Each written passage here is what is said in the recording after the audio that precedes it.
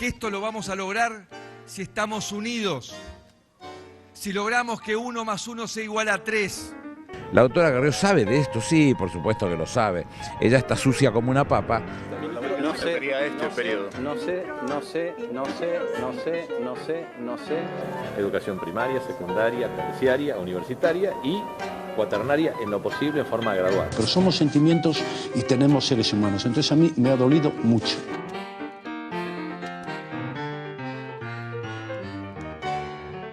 Bienvenidos a un nuevo capítulo de Cambalache Podcast. En esta oportunidad vamos a estar tratando un tema de suma relevancia. Este año se cumplen 106 años del genocidio contra los armenios, que comenzó o se lo toma como fecha de comienzo el 24 de abril de 1915, día donde encarcelaron a más de 200 intelectuales en la capital del Imperio Turco en ese entonces. Y para este capítulo vamos a estar contando con un gran experto en esta temática, un ex profesor de nuestra facultad, Juan Pablo Artinian. ¿Cómo estás, Juan Pablo? Hola, ¿qué tal? Buenas tardes. Primero, muchas gracias por la invitación. Y todavía profesor, fui vuestro profesor hace unos años y la verdad que es una alegría que dos estudiantes, no les voy a decir ex, porque uno siempre sigue estudiando, puedan tomar esta iniciativa y además dedicarse a este tema. Así que bueno, muchísimas gracias por la invitación. Bueno, ya comenzando con lo que tiene que ver puramente con el podcast, me gustaría introducirlo con dos frases de ministros del entonces Imperio Turco, Imperio Otomano. Nos es difícil, para hacer excepciones entre los 2 millones de armenios, discernir entre inocentes y culpables. Suprimiéndolos a todos, estamos seguros de alcanzar a los culpables. Y otra frase dice: sin miramientos hacia las mujeres, niños e inválidos, por trágicos que sean los medios de traslado, se debe poner fin a sus existencias. Teniendo en consideración estas frases, me gustaría que nos cuentes un poco sobre las brutalidades que se vivieron en el periodo y un poco lo que fue el genocidio armenio, ¿no? Para aquellos que desconocen. Bien, bueno, en primer lugar, las dos citas que acabas de leer corresponden, creo, a los volúmenes editados por el doctor Pascual Ojanian, si no me equivoco, ¿no? Porque vi solo un pedacito y uno que tiene una memoria a veces extraña, puede recordar no solamente por la frase, sino también por la portada. Sí, efectivamente fueron dadas por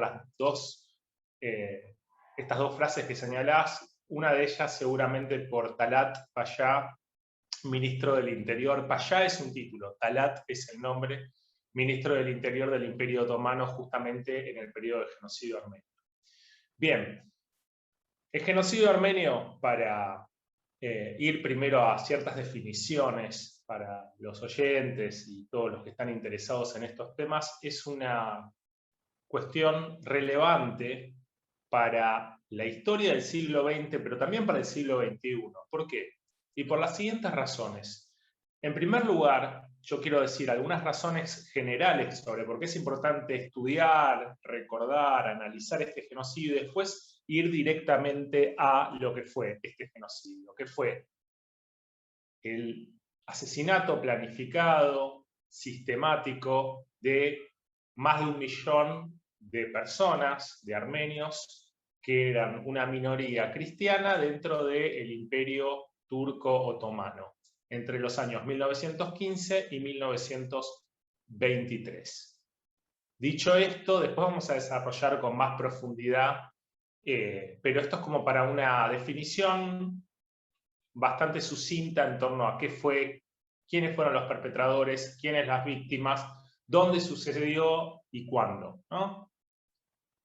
Ahora bien, ¿por qué es importante este genocidio? En primer lugar, porque el concepto de genocidio, que fue creado por el jurista judío de Polonia, Rafael Lemkin, ¿no? L-E-M-K-I-N, Lemkin, se inspiró en la impunidad que habían sufrido los armenios durante la Primera Guerra Mundial.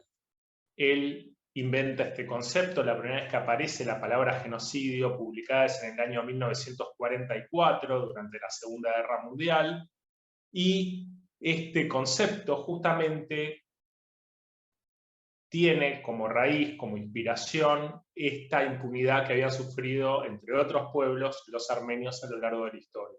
Lemkin era un estudiante de Derecho durante los años posteriores al genocidio y estaba bien al tanto, debía tener más o menos la edad de ustedes, ¿no? Estoy mirando a los que están realizando esta interesante iniciativa, Facundo y Dante, y bueno, quedó muy impactado por todas esas matanzas que circulaban justamente en las noticias. Todavía no existía la palabra de la época. Punto 1, ¿no? ¿Por qué es importante?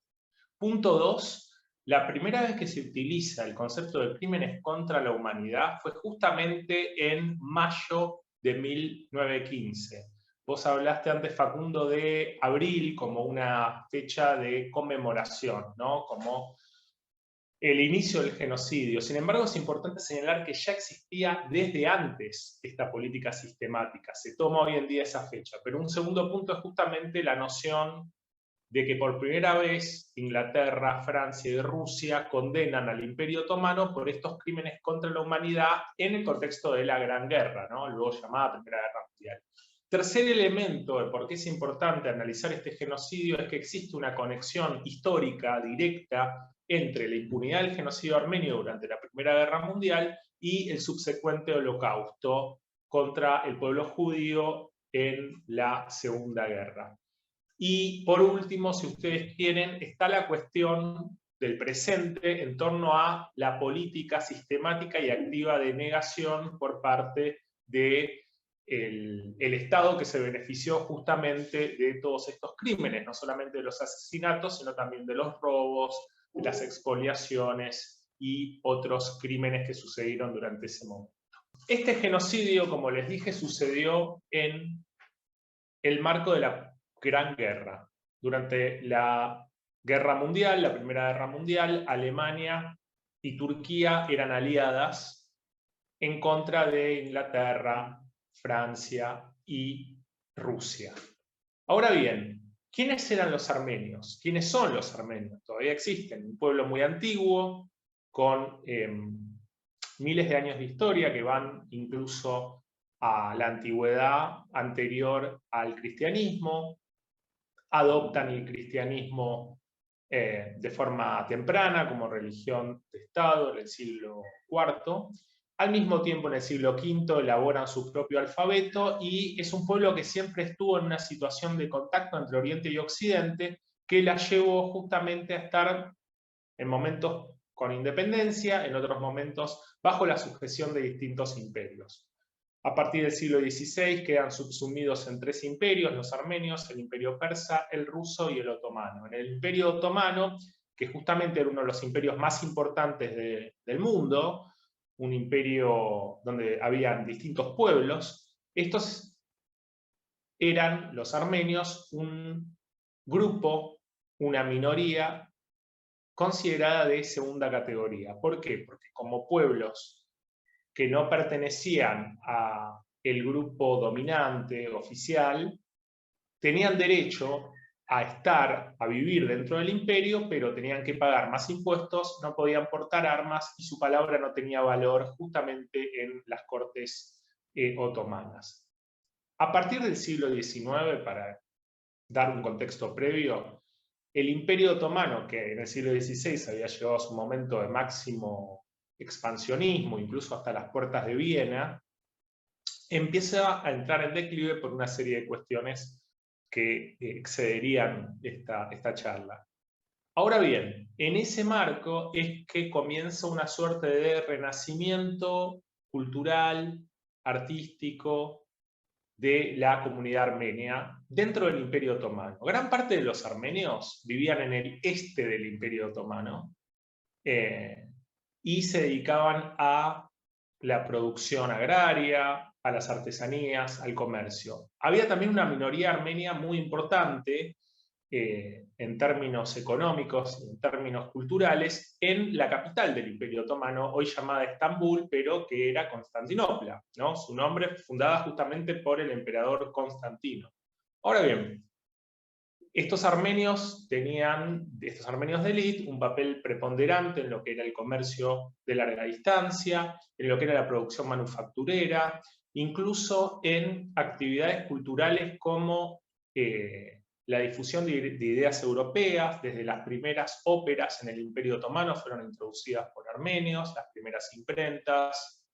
De hecho, a los que les guste la música, Zildjian, ¿no? Los famosos platillos de batería, Zildjian, Z-I-L-J-I-A-N, era justamente una familia armenia que manufacturaba los cimbales desde el 1600 dentro del Imperio Otomano para los ejércitos. Esa familia, al día de hoy, sigue existiendo en lo que es la producción de, bueno, esto, como un ejemplo. Además de diversas actividades que iban desde finanzas, comercio, porque no se les permitía justamente ingresar en el Estado, ¿no? Por su título de infieles. Pasaba lo mismo con los judíos, con los griegos y otras minorías no musulmanas. Ahora bien, a partir de fines del siglo XIX, la situación de los armenios comienza a empeorar. ¿Por qué? Porque los armenios que están en el este del imperio sufren los abusos, la corrupción de los funcionarios locales del Imperio Otomano y de otros grupos étnicos que están en el este del imperio, en particular algunos grupos nómadas kurdos.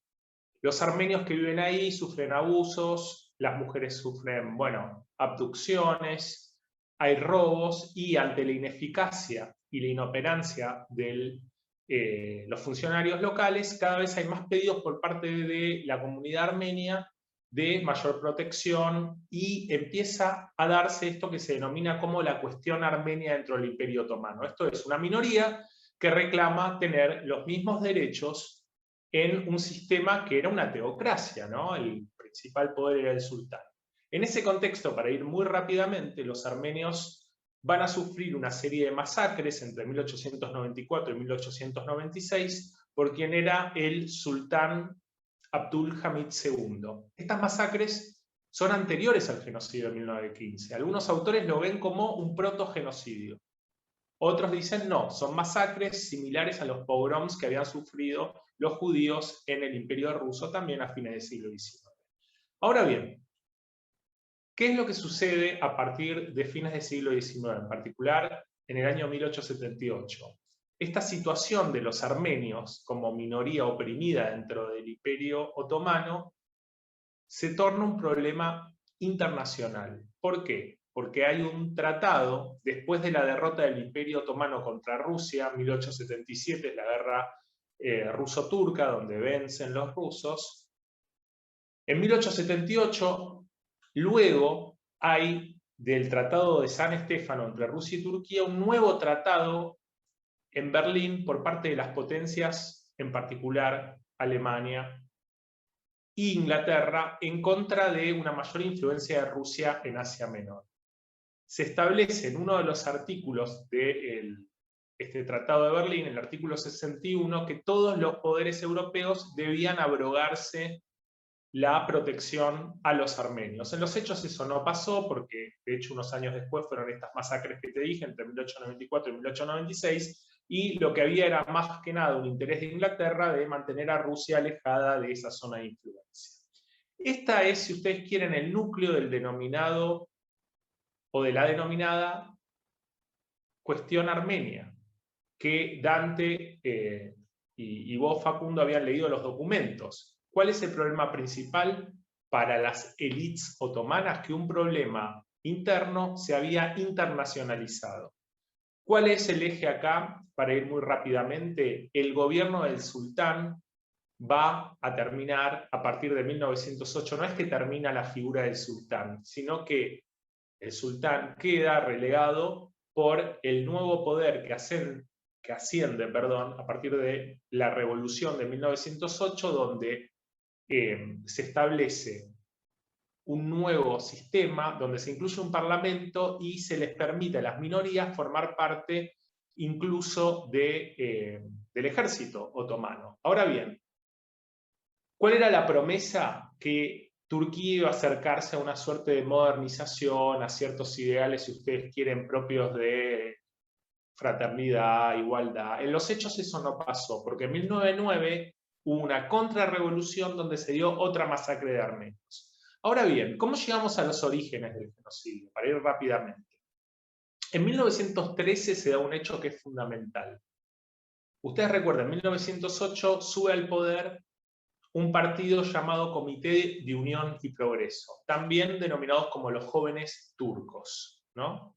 Que tiene dos alas, una ala liberal, más moderada, de la cual todas las minorías, los judíos, los armenios, los griegos, tenían esperanzas de que traiga un sistema menos opresivo al que había sido el del sultán, ¿no? De esa teocracia, y que tenga justamente un esquema mucho más cercano a una situación, como dije antes, más moderna, menos opresiva, etc. Bien, ese periodo entre 1908 y 1913 se quiebra justamente en ese año que les dije, 1913, porque el Imperio Otomano es derrotado en un ciclo de guerras muy cortas, que son las guerras de los Balcanes, en las cuales sus antiguos súbditos, serbios, griegos, búlgaros, van a derrotar al Imperio Otomano, y eso va a catapultar a las personas que ustedes leyeron, ¿no? Esos documentos, Talat,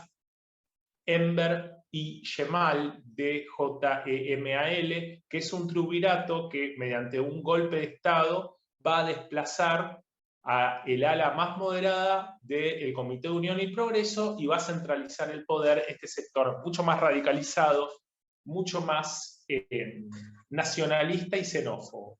Ahora bien, el shock que produce perder la totalidad de la presencia en Europa por parte del Imperio Otomano genera rabia, descontento, un desplazamiento de refugiados musulmanes desde los Balcanes hasta el interior. Hay que pensar que para el Imperio Otomano los Balcanes era lo que ellos consideraban una de las zonas más ricas y más importantes, casi el centro del imperio.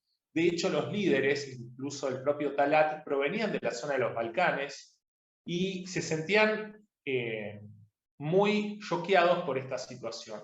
¿Cuál es el diagnóstico? Que la situación del imperio es muy débil, que el Estado está en una crisis, el Estado otomano puede fragmentarse, y es en ese contexto, previo a la Guerra Mundial, donde resurge la cuestión de las reformas armenias. ¿Por qué? Porque los armenios del este del imperio, paradójicamente, entre 1908 y 1913, y en particular en el contexto de la Guerra de los Balcanes, va a empeorar su situación. ¿Por qué? Porque los armenios participan de la Guerra de los Balcanes, obviamente dentro del ejército otomano, son desplazados desde su mayoría el este de las provincias del imperio hacia justamente el teatro de guerra. En ese contexto se da más violencia interna de algunos grupos kurdos que atacan los poblados armenios, que están indefensos, y en ese contexto es que resurge a nivel internacional, en el momento de debilidad del Imperio Otomano, la denominada cuestión armenia. En 1914, en febrero, se da un tratado entre Rusia y el Imperio Otomano, en el cual se pide que se vuelva a monitorear, por usar una palabra extraña, la situación de los armenios, en particular con sus derechos a no ser atacados, a no ser abusados, a no ser molestados, y se pide justamente en este tratado que haya 2 inspectores europeos que justamente monitoreen que los derechos de los armenios se cumplan, ¿no? Como un grupo dentro del Imperio Otomano. Esto obviamente en un contexto de debilidad genera más y más radicalización en las élites otomanas.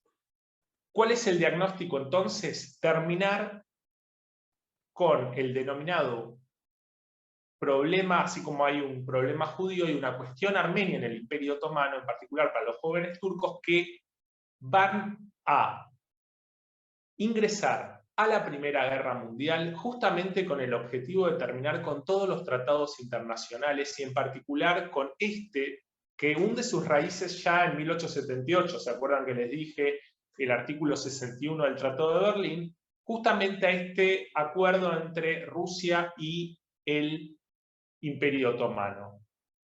Ya de antes de la guerra, Alemania va a asistir técnica y militarmente, e incluso hay comandantes alemanes que van a dirigir ejércitos otomanos. Ahora bien, estalla la guerra y Turquía va a lanzar una ofensiva hacia el este. Si se perdieron los territorios del oeste, la idea es generar en una ideología llamada panturquismo una unidad de los distintos pueblos pantúrquicos hasta llegar al Asia Central. La ideología también que se superpone es el denominado panturanismo. Turán es una región imaginaria que ellos consideran que es la cuna de los pueblos turcos en el Asia Central. Entonces la idea es expandirse hacia el este, y en ese sentido es que Enver, uno de los líderes del Partido de los Jóvenes Turcos, el ministro de Guerra, lanza una ofensiva que termina siendo un desastre hacia el este del Imperio Otomano, hacia lo que es Rusia. ¿Qué es lo que sucede? En este contexto, donde comienza la Guerra Mundial, antes de abril del 15 ya comienzan las deportaciones de los armenios. Se los desplaza hacia el interior de Turquía. Ahora bien,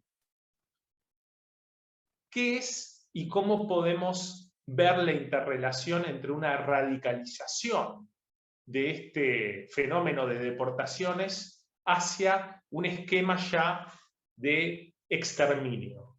Bien, de forma muy sucinta, la cuestión es mucho más compleja y nos llevaría de hecho horas describir la totalidad de la escala de este genocidio, pero de forma esquemática podemos señalar que los armenios que fueron reclutados, los armenios varones, para pelear dentro del ejército otomano, son exterminados por sus propios camaradas de armas turcos, en primer lugar, dentro de lo que es el propio ejército otomano, ¿no? En el teatro de batalla se separan los batallones armenios y se los mata. Hay infinidad de pruebas, en general de los archivos alemanes, ¿no?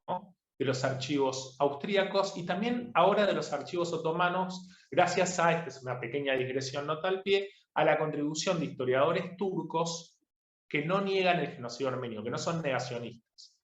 Muchos de ellos no viven en Turquía. Una cosita para preguntarte también con respecto a esto último.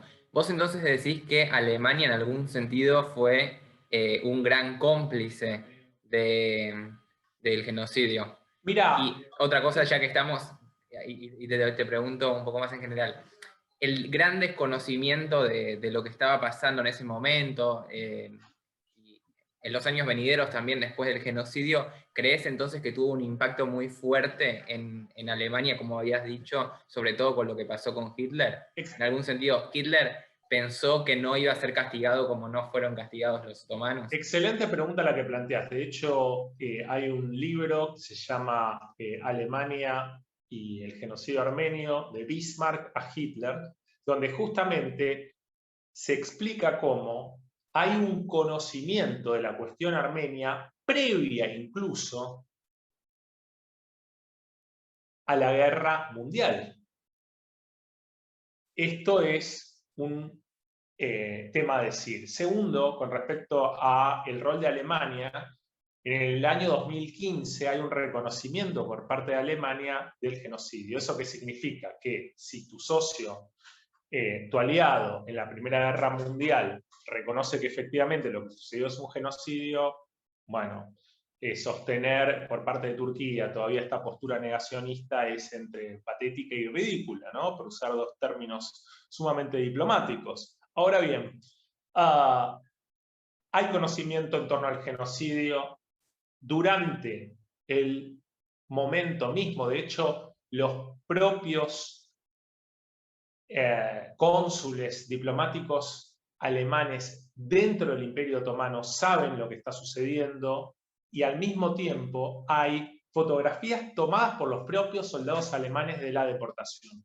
Las fotografías más conocidas que hay sobre el genocidio las tomaron en particular un soldado que se llamó Wegner, W-G-N-E-R, que de hecho mandó una carta abierta después de la guerra a Woodrow Wilson, al presidente de los Estados Unidos, justamente reclamando que se haga justicia por la cuestión armenia. E incluso después Wegner hace una carta abierta reclamando contra su propio país en torno al tratamiento del pueblo judío. No hay solamente este conocimiento previo, ¿no?, a 1915. Durante la guerra, a pesar de que hay censura, existe dentro de los debates parlamentarios de Alemania, pensemos en figuras del socialismo alemán, Karl Liebknecht, que en el propio Reichstag van a señalar esto, te repito, que es la información de un libro de un historiador que justamente se dedicó en un volumen de casi 800 páginas, 600 páginas, es muy largo el libro, es muy interesante, a recopilar no solamente lo que sabían los propios sectores vinculados al nazismo, sino también de aquellos que se oponían a estas políticas de exterminio. Karl Liebknecht, un joven Thomas Mann, el famoso escritor, sociedades, si ustedes quieren, de amistad con Armenia dentro de Alemania. Hubo un pastor protestante llamado Johannes Lepsius que compiló, de hecho, todas las atrocidades que estaban sucediendo ya desde 1894-1896. Armin T. Wegner, este soldado, también va a dar una serie de conferencias después de la guerra. Hay un conocimiento. E incluso el tema está en la prensa a nivel internacional.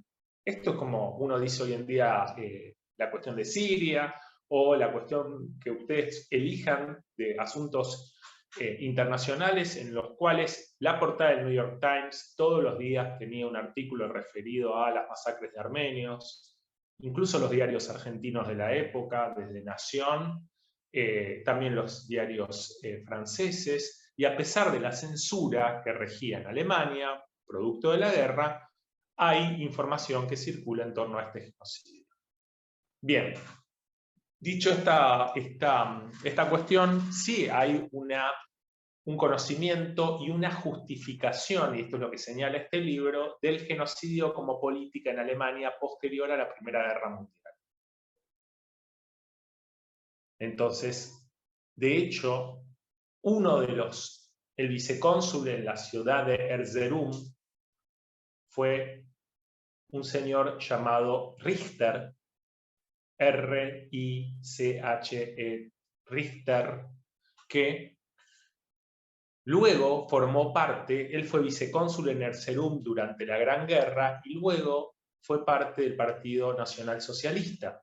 De hecho, muere en el putsch de 1923, cuando él está marchando junto a Hitler y una de las balas que se lanzó, ¿no?, en la represión contra ese putsch dio directamente contra Richter, que murió en el acto. Entonces, existe una gran conexión histórica de un fenómeno que estaba a la luz de todos los actores de la escena internacional del momento. Ahora bien, volviendo a la cronología que se estaba dando, tenemos primero, ¿no?, el asesinato de los jóvenes varones en los propios frentes de batalla.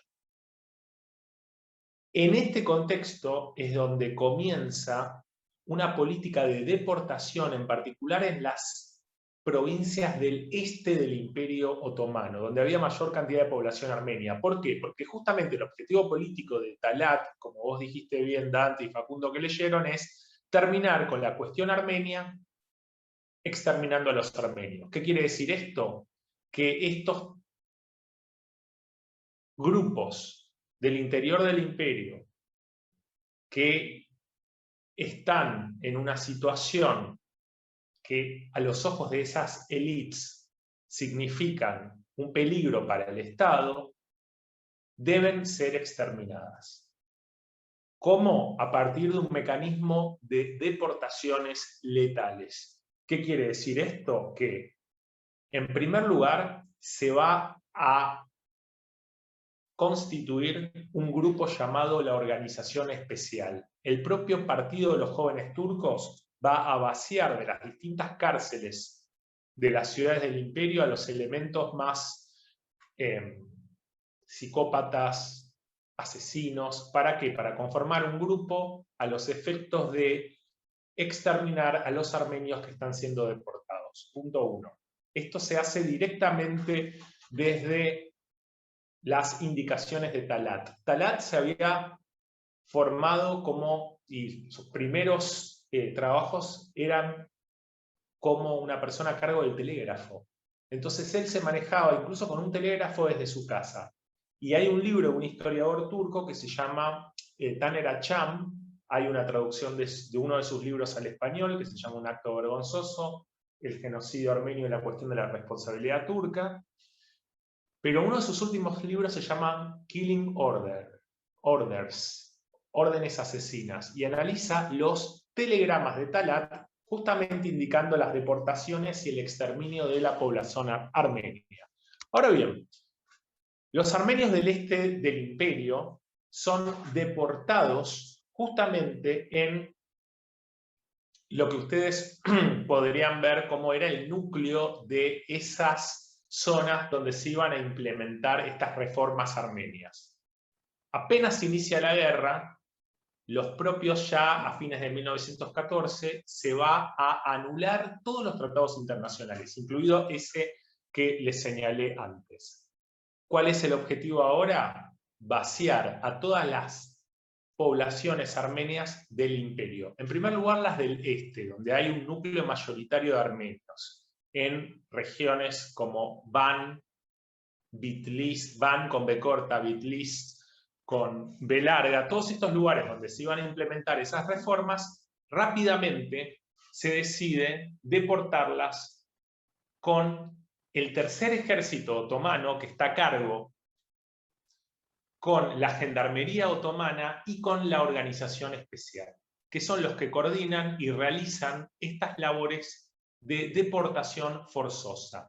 ¿En qué contexto se da? En un contexto de total movilización de la población, es una guerra total, es una guerra en la cual se establece que temporariamente el Parlamento, en esos meses de 1915, no tenga las mismas facultades, entonces esto permite que se centralice el poder en manos de Talat, de Enver y de Yemal, y en ese contexto entonces es que el Imperio Otomano se encuentra peleando contra Rusia y derrotado justamente por las fuerzas del zar, y antes incluso de la derrota se empieza a acelerar la deportación de armenios.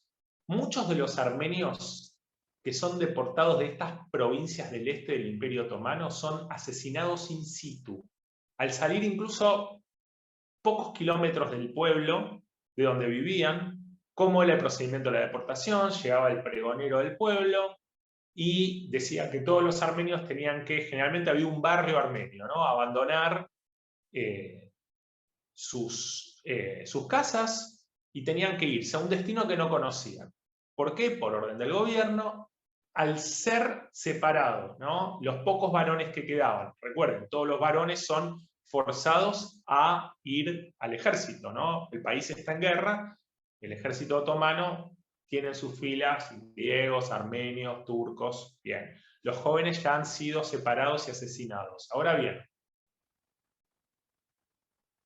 mujeres, niños y ancianos son llevados fuera de los poblados y asesinados no solamente por la organización especial, sino también a veces por algunos grupos nómadas kurdos. Entonces se dan asesinatos de menores, abducciones, violaciones sistemáticas, en un periodo donde además comienza el reclamo ante estos primeros rumores de estas deportaciones y asesinatos. Es que esos intelectuales que ustedes mencionaron del 24 de abril reclaman ante el propio Talat por la suerte de esos que son súbditos del imperio. No es que los turcos están en guerra con los armenios, están en guerra contra Inglaterra, contra Francia, no contra sus propios súbditos.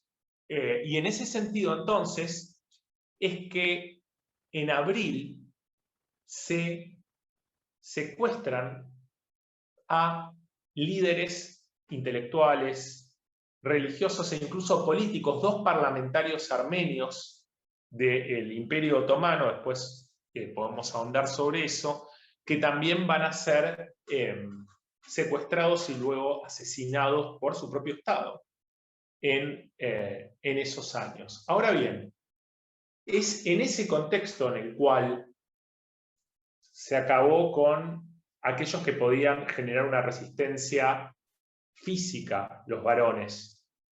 No es que no existió resistencia física de mujeres, después les puedo dar algunos ejemplos que sí existió, pero el grueso de aquellos que pueden tener una articulación y un liderazgo son asesinados, religiosos, clérigos. Recuerden que los armenios no tienen un estado propio, a diferencia con Grecia, que sí puede reclamar por los griegos otomanos, que también sufren persecución, pero la política y el esquema genocida recae sobre la minoría armenia del imperio, tanto por esta cuestión que les dije de terminar con la cuestión armenia, esto es, con la posibilidad de que un grupo pueda tener estas reformas, pero también con un esquema demográfico basado en cuestiones de darwinismo social, en cuestiones ideológicas, racistas, propias de fines del siglo XIX, principios del siglo XX. ¿Qué quiere decir? Los armenios del este son deportados y exterminados, pero también los armenios de todo el Imperio Otomano,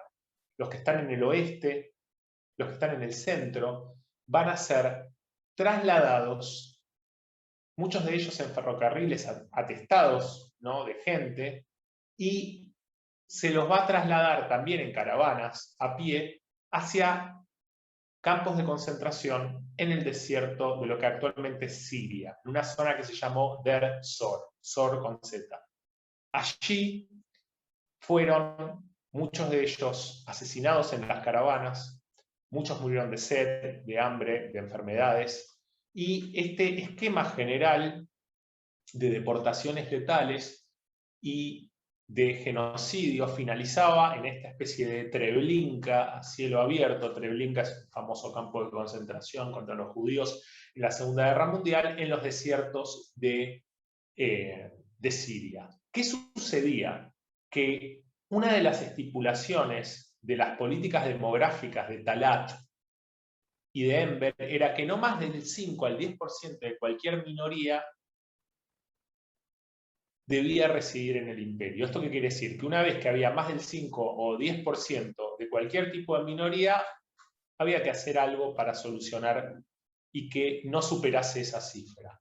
Muchas veces la cantidad de deportados, en particular en Siria, había superado ese número, y es por esta razón que los armenios que habían llegado hasta los desiertos, los pocos que habían llegado, son masacrados en una segunda ola de asesinatos, también por la organización especial, en 1916. El universo concentracionario es de extrema complejidad.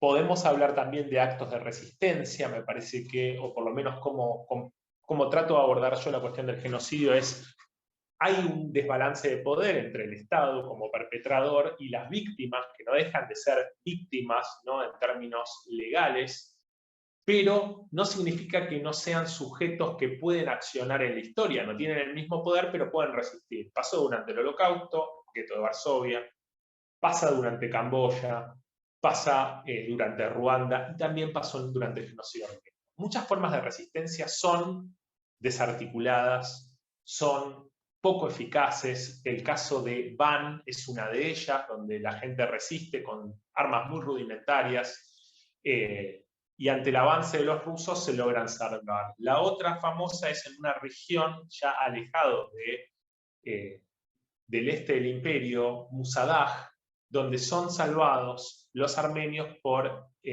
los barcos franceses. Ahora bien, ¿cuál es el saldo final de este genocidio? Más de 1 millón de armenios muertos de forma sistemática, y al mismo tiempo una impunidad y una falta de acción para detener esos crímenes por parte de los poderes de la escena internacional.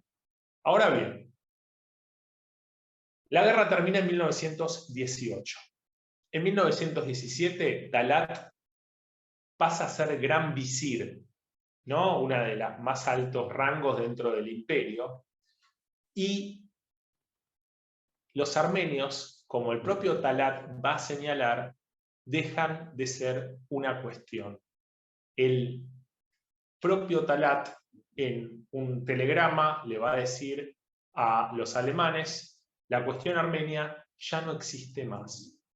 ¿Qué significa esto? Que el genocidio, como política radical y extrema por parte del Estado, vinculada a un contexto internacional, una dimensión ideológica y una dimensión regional. Tenemos que señalar también que hay segmentos de la población que se beneficia del robo, que se beneficia incluso de la apropiación de menores, de jóvenes que fueron islamizados a la fuerza.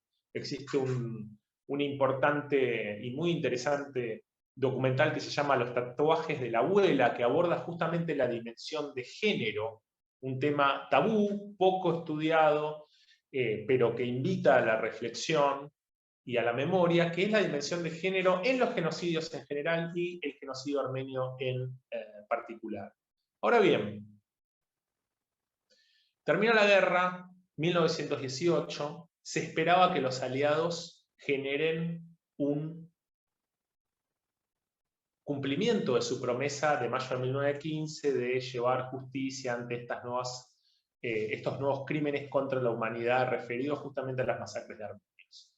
Se establece el Tratado de Versalles y, más importante, considerando la cuestión de las minorías no musulmanas en el Imperio Otomano, el Tratado de Sèvres se escribe, ¿no? Versalles es un castillo cerca de París, Sèvres es otro castillo también cerca de París, ¿no? Este es un tratado que se hace justamente entre los ganadores, en el caso de Versalles, con Alemania derrotada, en el caso de Sèvres, con el Imperio Otomano. Ahora bien, se había estipulado que se iba a hacer una suerte de corte internacional para juzgar incluso al propio Kaiser. Recuerden que el Kaiser va a huir a Holanda. En Holanda incluso tiene la inmunidad que le da la cuestión de ser un jefe de Estado. Al final esto no termina en buen puerto, ¿no? De poder generar una corte internacional, entre comillas diríamos corte internacional. El intento de una manera de juzgar a líderes más allá de lo que es la soberanía nacional. Incluso se intentó hacer para el caso armenio, esto no se logra, ¿no? Por toda una serie de debates internos entre los distintos poderes, Estados Unidos, Inglaterra, Francia, lo vamos a dejar eso en un costado.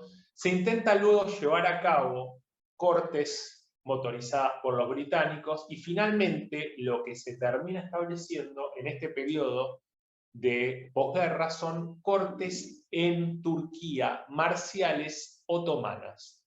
Se establecen cortes militares a partir del Código Penal Otomano, en el cual se juzga y se encuentra culpable en absentia, esto es, en ausencia, ¿no? Es el término legal, a el propio Talat. Talat apenas termina, antes incluso, perdón, del armisticio, va a huir del Imperio Otomano, se va a refugiar en Berlín, ¿no? Obviamente de forma clandestina, de forma incógnita. Es sentenciado por estos crímenes, se dan una serie de juicios entre los años 1919 y 1921, y acá tengo que señalar dos cuestiones, ¿no?, que hacen complejo el asunto. 1917 se da la denominada Revolución Rusa, ¿no? Y eso va a cambiar justamente las coordenadas internacionales. Rusia va a tener una serie de conflictos internos, la guerra civil, pero justamente otro de los puntos de la finalización de la guerra era que se iba a crear, y se creó de hecho, un Estado armenio que nace justamente en mayo de 1918 en la zona del Cáucaso. De hecho, con características bastante de avanzada. Ejemplo, las mujeres podían votar en esa República Armenia. Ejemplo, había mujeres que fueron elegidas como diputadas. Ahora bien, esa efímera República de Armenia, vamos a ver justamente cómo termina de forma bastante poco feliz. ¿Por qué? Porque se superponen tres fenómenos. En primer lugar, la Revolución Rusa, ¿no? En segundo término, que surge al interior de Turquía un movimiento nacionalista en contra de este Tratado de Sevres, liderado por Mustafa Kemal, conocido hoy en día en Turquía como Ataturk, el líder de los turcos, el padre de la Turquía moderna, que se opone no solamente a estos tratados, sino también que boicotean los juicios que se estaban dando contra no solamente los líderes, sino los miembros del Partido de los Jóvenes Turcos, que muchos de ellos van a pasar de la estructura del Partido de los Jóvenes Turcos al movimiento nacionalista sin ningún problema. Recuerden que es el mismo periodo. Es más, muchos de ellos habían participado en el genocidio, se habían beneficiado, incluso 2 miembros del que había sido el Partido de los Jóvenes Turcos luego van a ser ministros durante la época de la República de Turquía. Ahora bien, como para que veamos las continuidades entre los fenómenos históricos. Ahora bien, el movimiento nacionalista va a lanzar además una ofensiva contra la República de Armenia. Esa República de Armenia conformada por sobrevivientes del genocidio, sin ayuda externa, y al mismo tiempo entre el martillo, como dijo un historiador ruso, que se recuperan los bolcheviques y triunfan en la guerra civil, y el yunque de Turquía. Entre el 18 y el 20, finalmente en 1920, Armenia desaparece como entidad estatal y va a ser parte de la Rusia bolchevique. Anteriormente, ya hay un ataque directo, antes de que desaparezca la República de Armenia, una guerra que lanza Kemal contra esta República de Armenia, en la cual, obviamente, ante la disparidad de números y la falta de ayuda externa, es derrotada con características esta guerra de política de exterminio total, ¿no? Con continuidad para varios autores en torno a esta política genocida. Ahora bien, además, los armenios, pocos que habían sobrevivido y que habían vuelto a sus casas en el interior del Imperio Otomano y que esperaban, ¿no?, la protección de la nueva situación de posguerra, se van a ver atacados por este movimiento nacionalista que finalmente toma el poder y establece la República de Turquía, que ahora sí, en el nuevo tratado entre los poderes europeos, que se olvidan de su promesa y deciden querer tener un buen vínculo con los nuevos líderes de Turquía, justamente ante el temor de la expansión de la Rusia soviética, van a establecer un nuevo tratado, que es el Tratado de Lausanne. Lausanne, ¿no? Lausana se escribe doble S en Suiza, donde desaparece completamente el tema armenio, y es más, en una de sus cláusulas se establece la amnistía por todos los crímenes o cuestiones que hayan cometido en Turquía entre 1914 y 1922. Fíjense, total impunidad para Turquía, y al mismo tiempo un olvido total de la denominada cuestión armenia, que desaparece. Esto consolida el imaginario de impunidad y esa frase que vos señalaste de Hitler. ¿Quién recuerda hoy el exterminio o el aniquilamiento, no existe la palabra genocidio, de los armenios? ¿Qué significa esto? Que estas noticias son leídas en todos lados, incluido por el propio Lemkin, que inventa esta palabra luego de genocidio. Esto significa la cuestión del genocidio olvidado en torno a esta consolidación de la impunidad a través del Tratado de Lausanne que mencioné antes. Los armenios quedan dispersos en una diáspora global, con personas repartidas en distintos puntos del planeta, incluida la República Argentina, ¿no?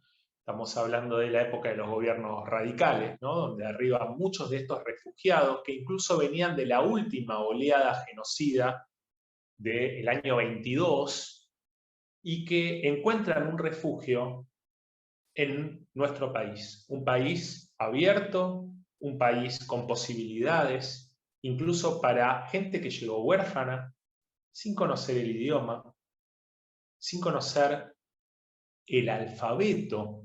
Recuerden ustedes que están expuestos a una cultura absolutamente novedosa y que muchas de esas mujeres que llegaron a nuestro país lograron regenerar vida, criar hijas, mandarlas a una universidad y formar en nuestro país, manteniendo e integrándose al mismo sus costumbres, sus tradiciones, sus danzas, su comida, ¿por qué no?, en un ámbito de libertad y al mismo tiempo de integración, tolerancia y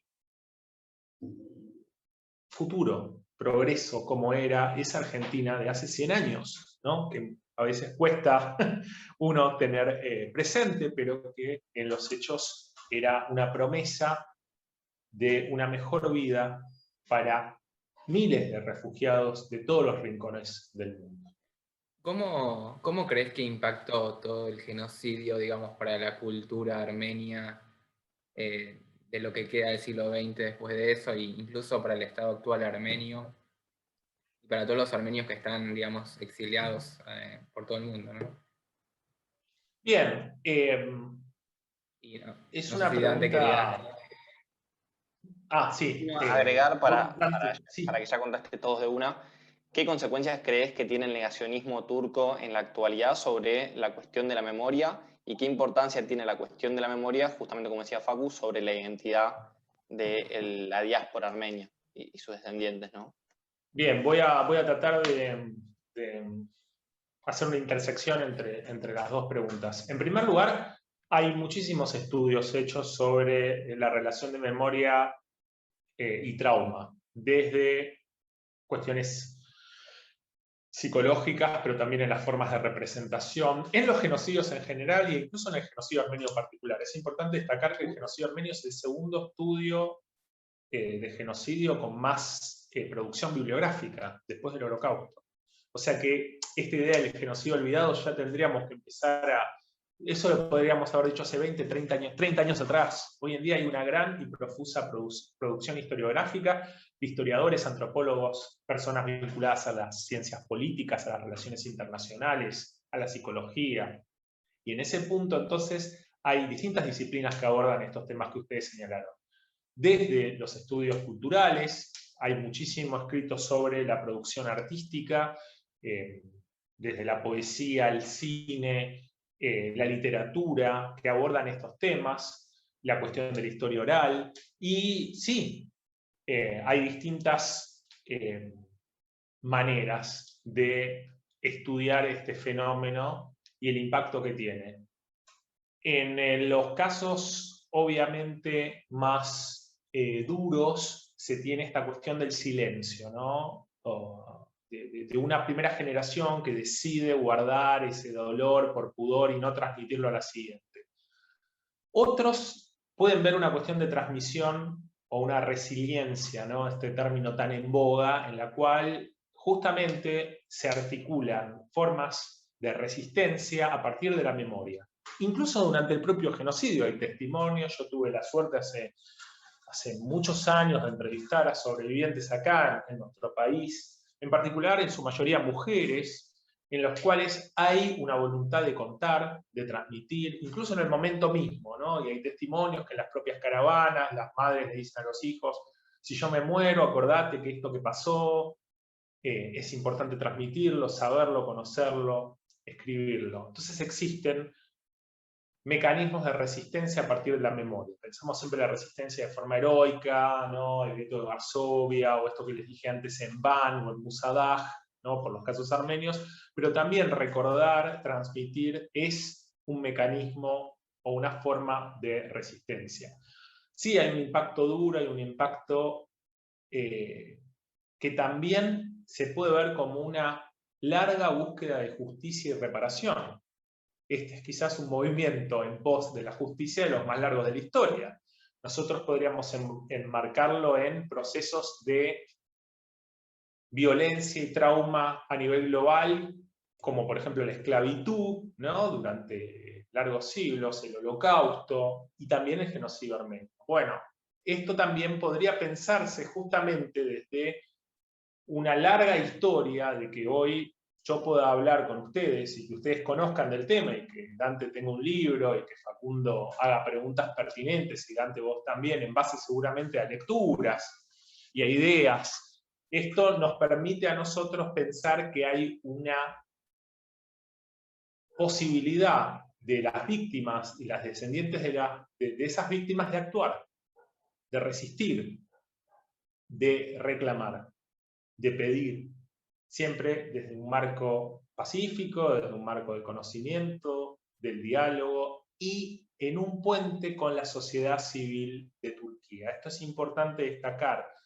Algo que debemos diferenciar es la política sistemática de negación y de violencia de un Estado y los segmentos de la sociedad civil, intelectuales, periodistas, mujeres, grupos también oprimidos dentro de la propia Turquía que sufren y que son víctimas de esta política de negación y de olvido.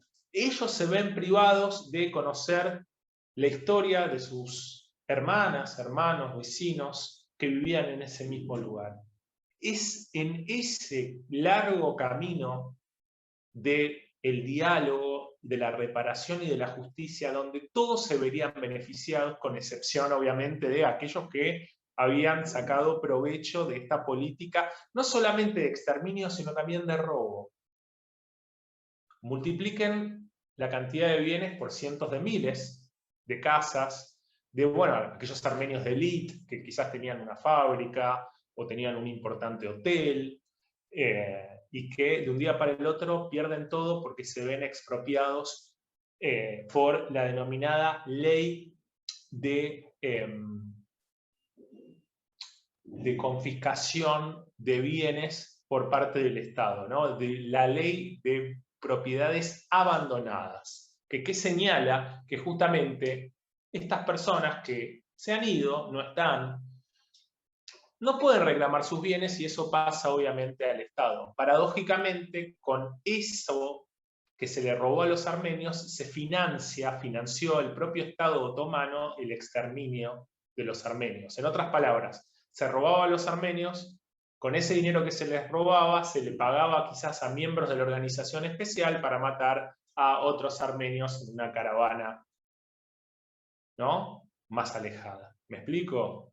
O sea, fíjense la perversidad del mecanismo donde el Estado otomano, justamente, y este es el núcleo central para entender a esto como un problema del presente, porque existieron sobrevivientes, mujeres, que fueron raptadas, violadas, abducidas y forzadas a convertirse a otra religión. Eso es también parte del genocidio. El genocidio no implica solamente la destrucción física. En uno de los artículos justamente de la Convención de 1948 de Naciones Unidas en torno al crimen de genocidio, habla justamente de el traslado forzoso desde un grupo al otro, como uno de los artículos que configuran el delito de genocidio. Entonces, eso sucedió y eso significa que muchas mujeres en su lecho de muerte le decían a un nieto o a una nieta: tengo que contarte la verdad, no somos turcos, somos armenios. Yo estaba en una caravana de niña, me raptaron, me robaron. Entonces eso configura un problema del presente. Incluso hay, si les interesa, informes periodísticos de personas de 50 años que descubren su identidad, su verdadera identidad como armenios, y deciden cambiar de religión. Otros no. dicen, yo pensé que era kurdo, y ahora me vengo a enterar que en realidad no.